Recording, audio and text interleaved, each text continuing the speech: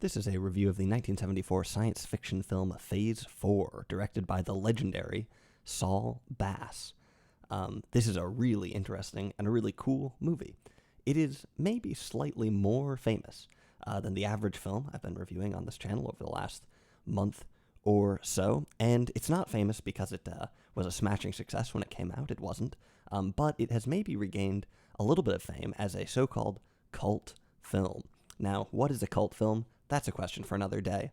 But one thing I do want to note is that for me, sometimes there's a connotation of a separate, different type of viewership, different mode of viewership with cult films. There's some sort of social aspect to watching the movie. I don't mean to sound so judgmental about that, but for me, this sort of alternate mode of viewership is not something I really partake in or am particularly interested in personally. But not all cult films sort of fall into that. I guess what I'm referring to maybe is getting together. One obvious example would be movies that really aren't very good, but have become sort of cult films in spite of that. And part of the fun of it is maybe making fun of them, or is sort of lavishing in virtues that would have never have been clear originally, or something along those lines. Where if the social component were not there, if there were not a bunch of other people who you shared this tradition with, the tradition might not be making fun of the movie, but there's some sort of external social factor to it, and there's nothing against that. I got nothing against that. It's cool, but the reviews on this channel don't really take that sort of thing into account.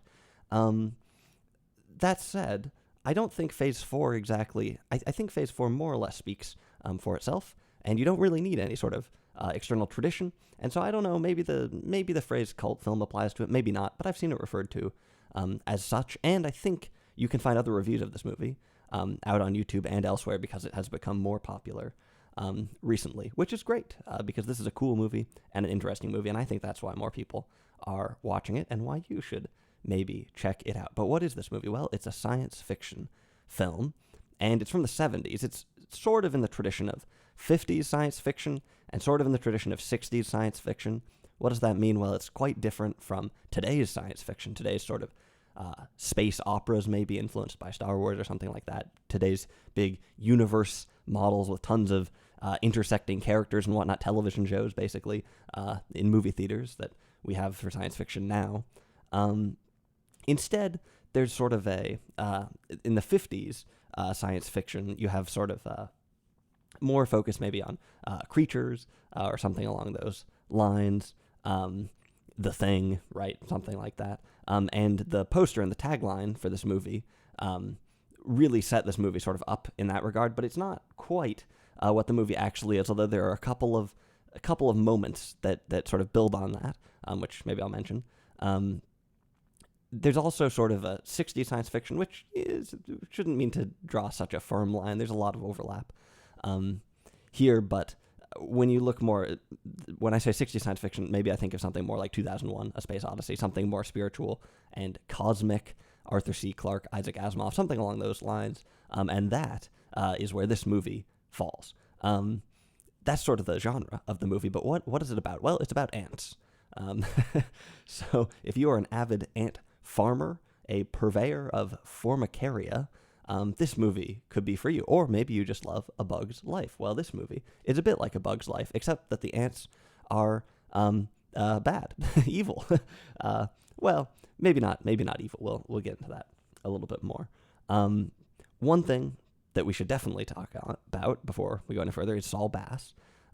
So if you were to ask me, what do Martin Scorsese and Alfred Hitchcock have in common?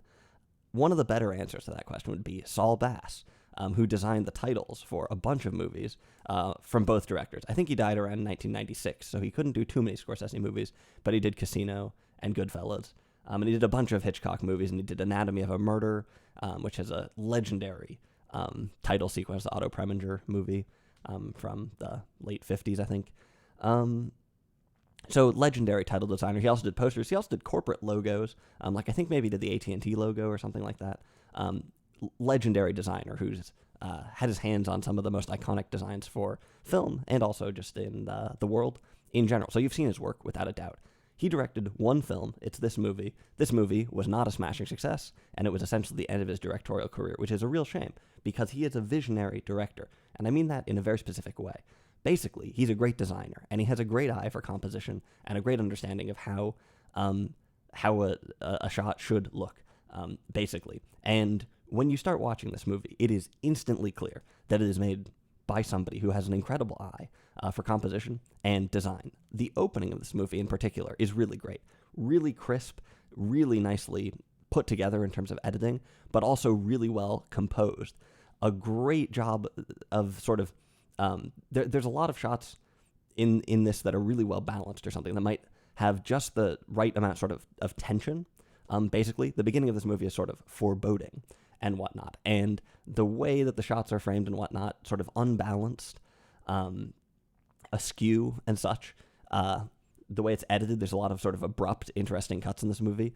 Really, really helps that. Really feels crisp and just, like I said, visionary.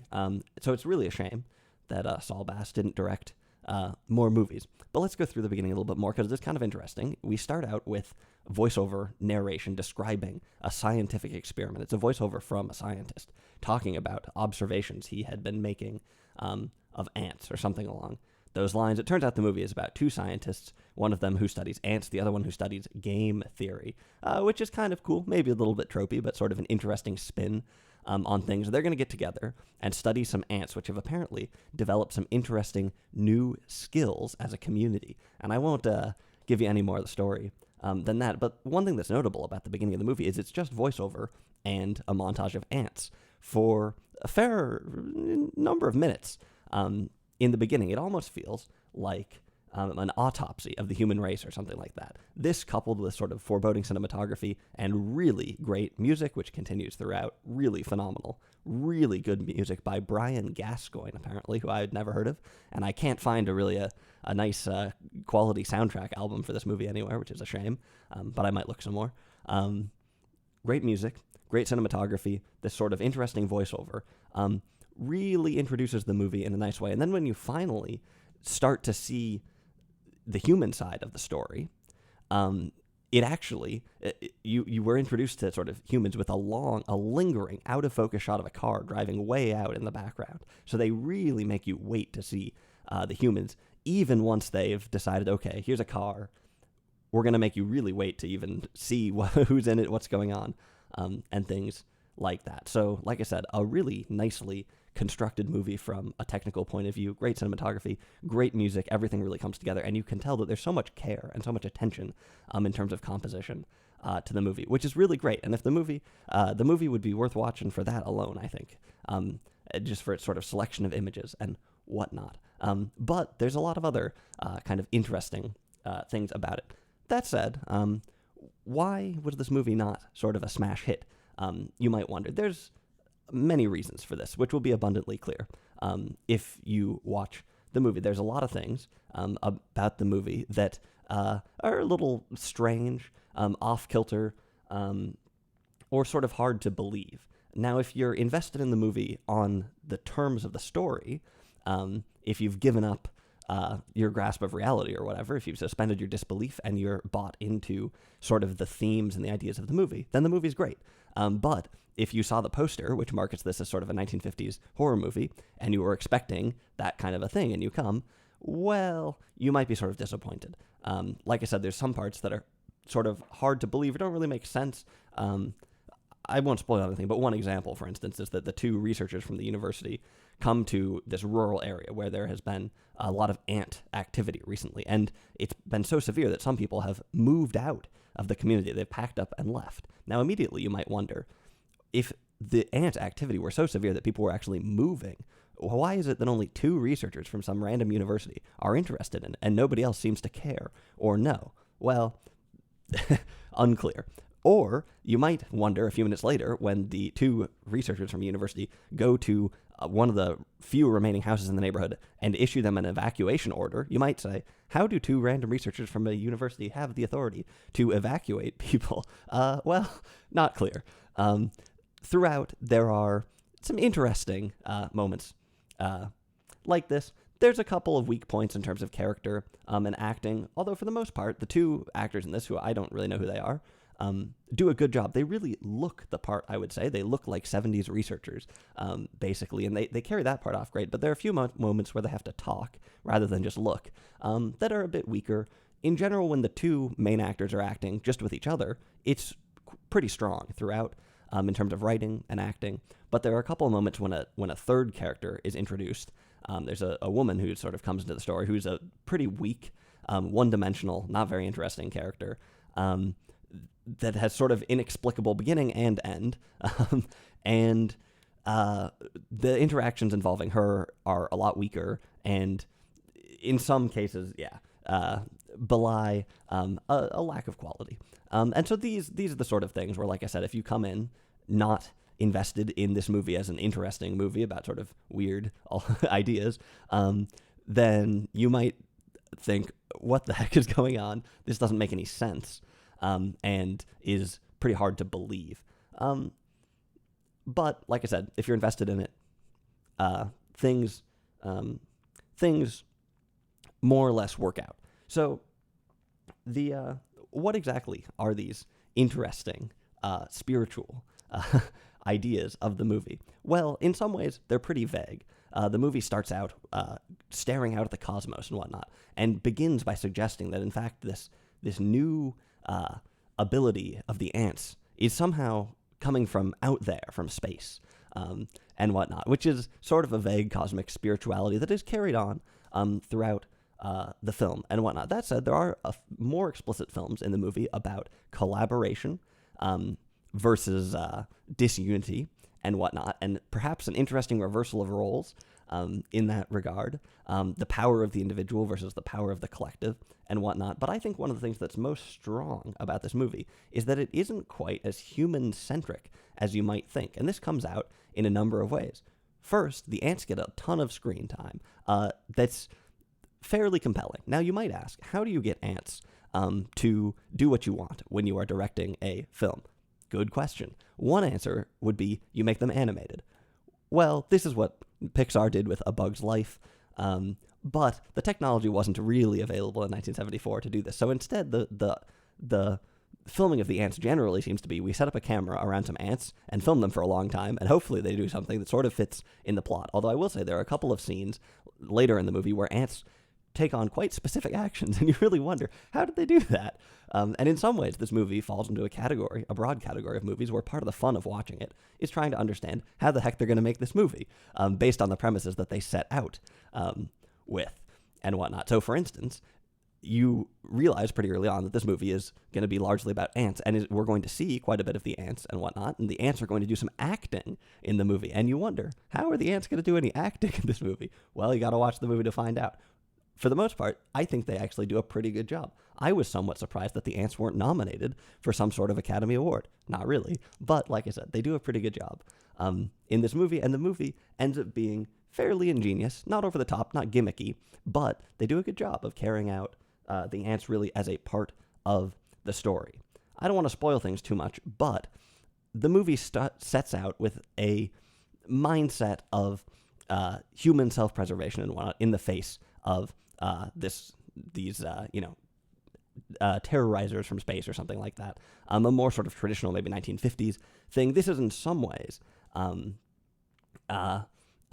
reinforced by some sort of 50s horror tropes. For instance, occasionally you get the ant's eye view, right?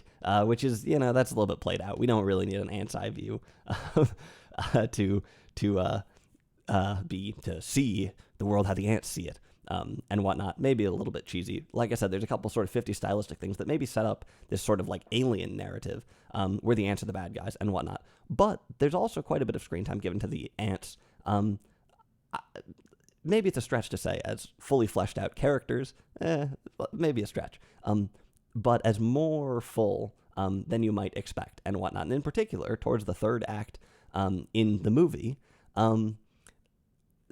there's the perspective on the ants, on the bad guys, maybe isn't exactly what you would expect. I won't say anything more than that. In general, the third act of this movie is really interesting, and I think that where the first two acts might go more or less how you would expect although they have some sort of ingenious, they're some very well executed, some clever twists that are sort of twists that you might expect to happen, but you're not going to be able to see exactly the individual events coming. They're quite clever.